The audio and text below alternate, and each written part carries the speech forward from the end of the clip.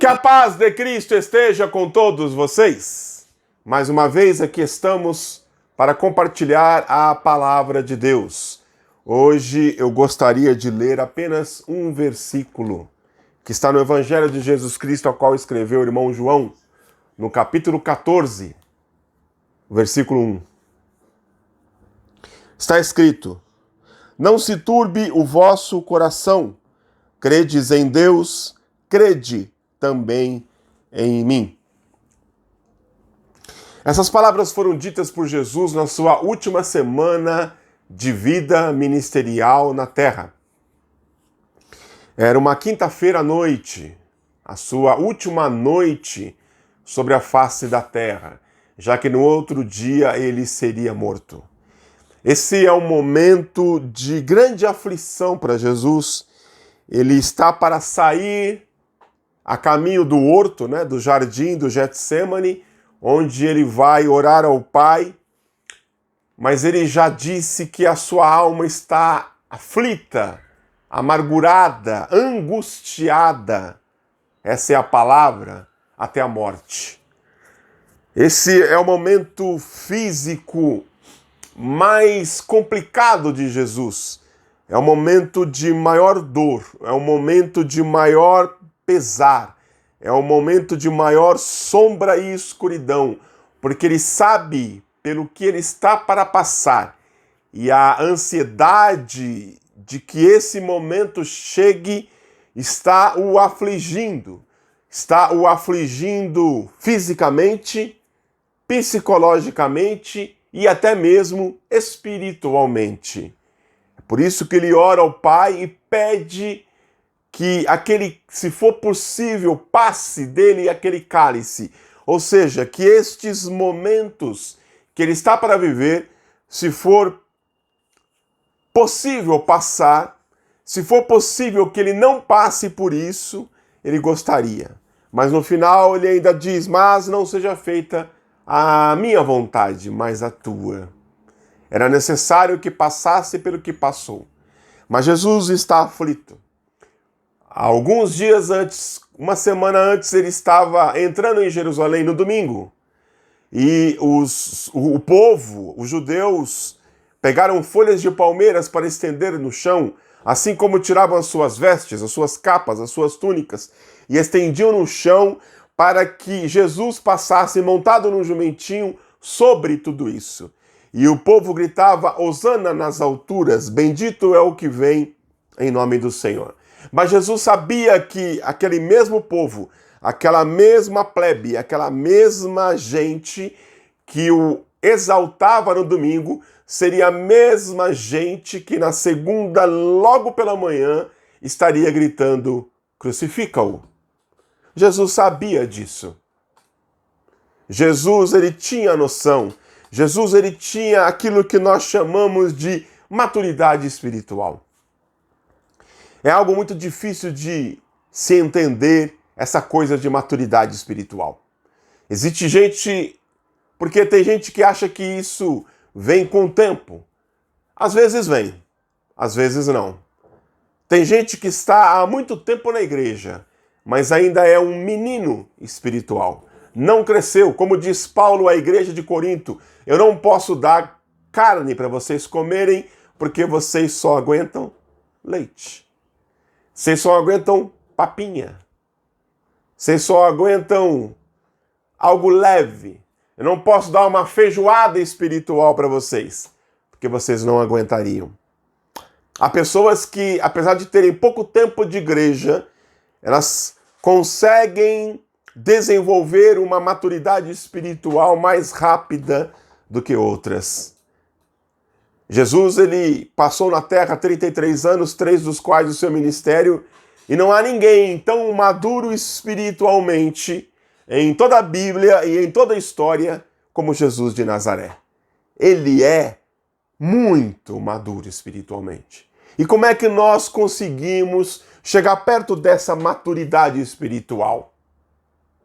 A gente precisa, eu estou falando sobre maturidade espiritual. O tema desse vídeo é desembaçando a visão, porque nós temos o costume de olhar para as coisas que nos rodeiam E isso nos chateia, e isso nos deixa para baixo, e isso nos entristece, e isso faz com que muitas vezes nós desistamos de algo ou de alguma coisa. Mas aqueles que têm uma maturidade espiritual, aqueles que sabem uma coisa muito importante, uma coisa espiritual, eles passam por qualquer coisa. E essa pessoa é Jesus. Jesus, ele é assim. Se nós formos olhar no capítulo anterior, no capítulo 13, você vai ver que Jesus, ele escolhe amar. Porque o amor, ele não é um sentimento, como dizem por aí. Não. Amor não é sentimento. Amor é escolha. Você precisa escolher amar. Se você colocar essa escolha dentro do seu coração, o amor vem, o amor nasce, o amor cresce e o amor se solidifica. Mas se você não escolher amar, o sentimento passa, o sentimento pode enfraquecer, o sentimento pode morrer. E Jesus escolheu amar os seus discípulos. A Bíblia fala que ele havia amado os que estavam no mundo e ele amou até o fim, diz o versículo 1 do capítulo 13. Jesus escolhe amar mesmo sabendo que os seus discípulos eram pecadores, era gente falha, mesmo sabendo que entre os seus discípulos haveria um que o trairia, haveria outro que o negaria, e todos o abandonariam na hora H, no momento crucial que ele mais precisava da ajuda. Os 12 fugiram, ou os 11, já que Judas estava com a soldadesca. Jesus escolhe amar. E ele ama até o fim. O que é isso? Isso é maturidade. Maturidade espiritual. Mas Jesus, ele ainda faz mais do que amar. Jesus, ele sabe quem ele é. O versículo 3 disse que ele sabia que o Pai tinha depositado em suas mãos todas as coisas. Ele sabia qual era a sua missão de vida. A missão de vida de Jesus, ele veio para morrer. Ele sabia que o fim dele seria a morte. Essa era a missão dele. Geisel, mas Jesus foi um pregador itinerante. Mas essa não era a missão final dele. Jesus foi um profeta, mas ele foi mais do que um profeta. Essa não era a missão final dele. Jesus foi um curandeiro, ele curava as pessoas, mas essa não era a missão final dele. Entende o que eu quero dizer? Jesus veio ao mundo para morrer. Essa era a missão final dele. E ele sabia de duas coisas muito importantes. Ele sabia que havia, como diz o versículo 3, saído de Deus e ele ia voltar para Deus. Quem sabe de onde veio e para onde vai, sabe quem é. Eu vou repetir para você não esquecer. Quem sabe de onde veio e para onde vai, sabe quem é. Eu quero te perguntar, de que buraco Jesus te tirou? De onde foi que ele tirou você? De onde foi que ele te resgatou? De onde foi que ele, com a mão forte, foi lá no lamaçal onde você estava, te tirou de lá e te colocou num lugar seguro, num lugar sólido? E você sabe para onde vai. A Bíblia é categórica em dizer qual é o nosso futuro. Para onde é que nós iremos? Se você sabe de onde veio e para onde vai, você sabe quem é. E isso é maturidade espiritual. Jesus sabia de onde veio, que havia saído de Deus e sabia para onde ia. Depois que morresse na cruz do Calvário, ele se assentaria à destra de Deus. Por isso, foi mais fácil enfrentar o que ele estava para enfrentar. Bendito seja o nome do Senhor. Somente pessoas muito bem resolvidas conseguem, no momento de aflição, no momento de angústia, no momento de dor, arrumar ainda espaço para ajudar os outros, para consolar os outros. Jesus estava ciente daquilo que viria sobre ele. Ele poderia dizer, nesse momento eu não posso ajudar ninguém, eu preciso ser ajudado. Mas como Jesus é maduro na fé, Jesus diz o que diz. Ele vê que os discípulos estão tristes. Mas por que os discípulos estão tristes? Porque o Messias que os discípulos, e eu posso dizer que todo mundo esperava, era um Messias diferente daquilo que Jesus estava representando. Eles olhavam para os profetas, para o Antigo Testamento, e eles diziam, cadê aquele Messias guerreiro? Cadê aquele Messias que vem para limpar a terra de Israel dos seus inimigos? Cadê aquele Messias forte e musculoso? Cadê aquele Messias que vem com a coroa na cabeça? Era esse o Messias que eles esperavam. Era esse o Messias que a nação esperava. Mas Jesus não veio assim. Por quê? Porque essas profecias, elas dizem respeito a Cristo, mas não na carne, mas ao Messias do futuro, que voltará aí sim com poder e grande glória, como Senhor dos senhores e Rei dos reis. Mas o Messias que veio para a terra foi um Messias enfraquecido, foi um Messias fraco, foi um Messias que se fez de fraco. Eu estou falando da kenosis de Deus, do esvaziamento de Deus. Foi assim que Jesus veio ao mundo. Veio em debilidade humana, mas através da debilidade humana, Jesus mostrou o caráter e o rosto de Deus. Bendito seja o nome do Senhor. Foi por isso que Jesus ele foi desacreditado, como diz lá no capítulo 12. Foi por isso que Jesus foi não confessado. Foi por isso que Jesus foi rejeitado.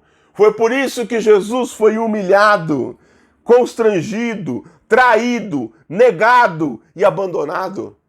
Se você ler o capítulo 12 e 13 de João, você vai ver que aconteceu tudo isso com Jesus. O povo negou Jesus, o povo humilhou Jesus, Judas traiu Jesus, Pedro negou Jesus e ele foi abandonado por todos. Que tipo de Messias é esse? É o tipo de Messias que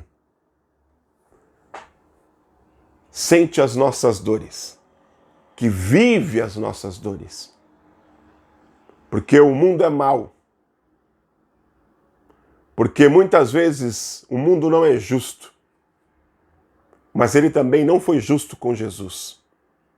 E Jesus passou por tudo isso para que ele pudesse entender verdadeiramente o que é ser humano. Mas em tudo isso Jesus ainda consegue olhar para os seus discípulos com um olhar de ternura e dizer para eles: não se turbe o vosso coração. Não se turbe. Não esteja aflito. Desembarace a sua visão para que você possa enxergar direito. Eu não sou um Deus fraco. Eu apenas me fiz de fraco para poder ganhar para você a vida eterna. Para que você possa entender que através da minha fraqueza eu possa cumprir a vontade do meu Pai. Não se faça a minha vontade, mas a tua. E a vontade de Deus era que o cordeiro fosse imolado, fosse sacrificado em nosso lugar. É por isso que Jesus diz: tenham fé em Deus, tenham fé também em mim. São dois imperativos. Sabe por que muitas vezes não temos maturidade espiritual suficiente? Porque nos falta fé. Nos falta crer. Quando o mundo desacredita em você, creia. Continue crendo. Quando não existe reconhecimento daquilo que você faz, saiba que está tudo sendo anotado lá no céu. Quando porventura você for humilhado, o que muitas vezes acontece, saiba que Deus tem prometido exaltação para aqueles que são humilhados. Quando você for constrangido pelos outros, envergonhado, alegre-se em Deus.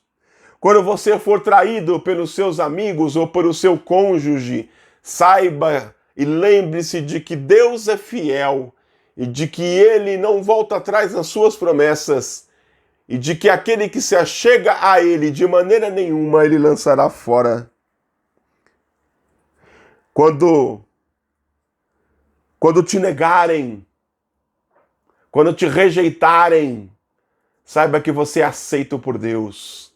Saiba que Deus lhe aceita e lhe ama, mesmo você sendo um pecador como é. Quando você for abandonado por todo mundo, lembre-se que você tem um abrigo seguro em Deus. Bendito seja o nome do Senhor. Por isso eu te peço, para de chorar, para de se vitimar ou de se vitimizar. Pare com isso. Pare de dizer que o mundo é injusto. O mundo é injusto mesmo. Mas tenha a maturidade espiritual para saber que assim como Jesus sofreu nessa terra e foi vencedor, saiba que na companhia dele, mesmo que você sofra, você será vencedor da mesma forma.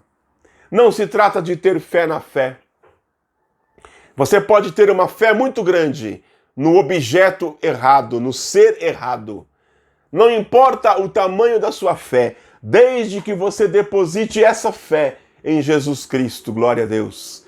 Se a sua fé estiver depositada em Cristo, Ele vai transformar essa pequena fé e vai realizar grandes coisas para que o nome dEle seja glorificado.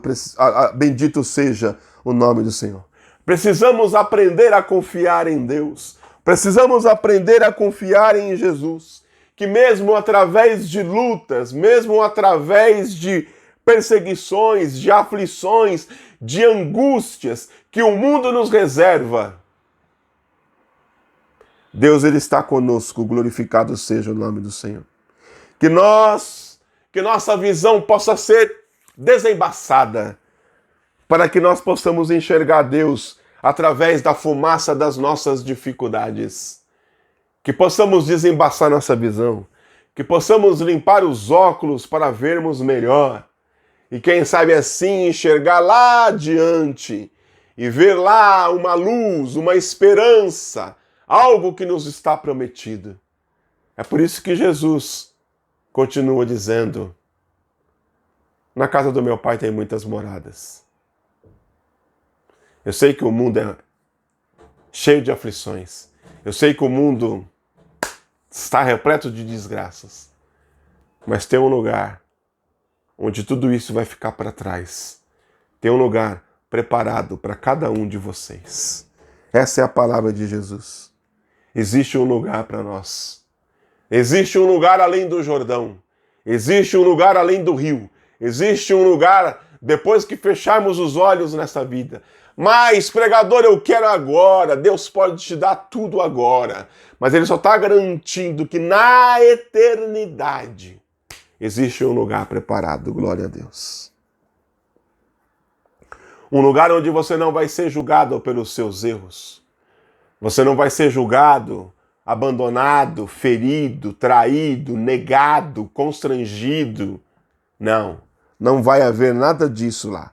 Não haverá rejeição, não haverá abandono. Tudo isso será passado. Este é o lugar que Deus tem preparado para nós. E Jesus, maduro o suficiente, prestes a passar pelo momento crítico da sua vida, de maior dor, ainda assim consegue arrancar de dentro de si uma palavra de consolo e de esperança. Essa é a palavra que eu deixo para você. Uma palavra de consolo. Eu não sei pelo que você está passando, mas saiba que Jesus está com você neste momento e de que Ele sente e entende a sua dor, porque Ele já passou por isso. E uma palavra de esperança. A esperança que Jesus tem para nos dar é de que nesse tempo curto de vida que nós temos sobre esta terra, você pode ter 100 anos. Isso comparado com a eternidade não é nada. Você pode até ter uma vida de sofrimento, aflições e angústias. Mas a esperança que Jesus dá é que na eternidade tem um lugar preparado para você. Tem uma coroa preparada para você. Tem um Deus te esperando do outro lado da vida. Que isso sirva de consolo e que isso sirva de esperança. Desembace a sua visão e veja além dos problemas, além daquilo que te aflige. E alcance a maturidade espiritual, como Jesus, para passar por tudo isso. E é assim o nome dele ser glorificado na sua vida. Deus abençoe a sua vida em nome de Jesus. Amém.